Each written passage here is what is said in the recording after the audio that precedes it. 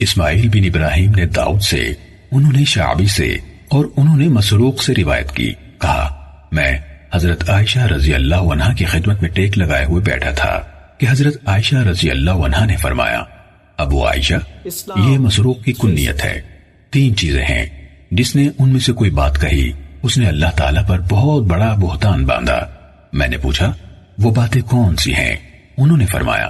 جس نے یہ گمان کیا کہ محمد صلی اللہ علیہ وسلم نے اپنے رب کو دیکھا ہے تو اس نے اللہ تعالیٰ پر بہت بڑا بہتان باندھا۔ انہوں نے کہا میں ٹیک لگائے ہوئے تھا، یہ بات سنتے ہی سیدھا ہو کر بیٹھ گیا اور کہا ام المومنین مجھے بات کرنے کا موقع دیجیے اور جلدی نہ کیجیے، کیا اللہ تعالیٰ نے یہ نہیں کہا؟ بے شک انہوں نے اسے روشن کنارے پر دیکھا، اسی طرح اور آپ صلی اللہ علیہ وسلم نے اسے ایک بار اترتے ہوئے دیکھا۔ حضرت عائشہ رضی اللہ تعالی عنہا نے فرمایا میں اس امت میں سب سے پہلی ہوں جس نے اس کے بارے میں رسول اللہ صلی اللہ علیہ وسلم سے سوال کیا تو آپ صلی اللہ علیہ وسلم نے فرمایا وہ یقیناً جبرائیل علیہ السلام ہے، میں انہیں اس شکل میں جس میں پیدا کیے گئے 2 دفعہ کے علاوہ کبھی نہیں دیکھا۔ ایک دفعہ میں نے انہیں آسمان سے اترتے دیکھا، ان کے وجود کی بڑائی نے آسمان و زمین کے درمیان کی وسعت کو بھر دیا تھا۔ پھر ام المومنین نے فرمایا کیا تم نے اللہ تعالیٰ کا فرمان نہیں سنا؟ آنکھیں اس کا ادراک نہیں کر سکتی اور وہ آنکھوں کا ادراک کرتا ہے، اور وہ باریک بین ہر چیز کی خبر رکھنے والا ہے۔ اور کیا تم نے یہ نہیں سنا کہ اللہ تعالیٰ فرماتا ہے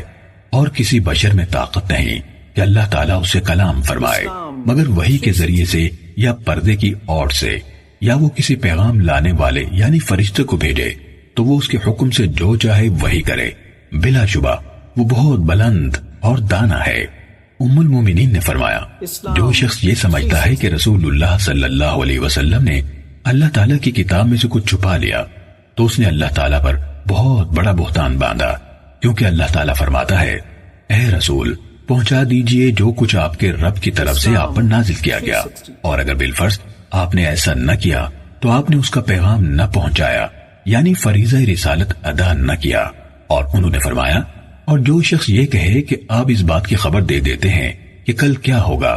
تو اس نے اللہ تعالیٰ پر بہت بڑا جھوٹ باندھا، کیونکہ اللہ تعالیٰ فرماتا ہے اے نبی فرما دیجئے کوئی ایک بھی جو آسمانوں اور زمین میں ہے غیب نہیں جانتا سوائے اللہ کے۔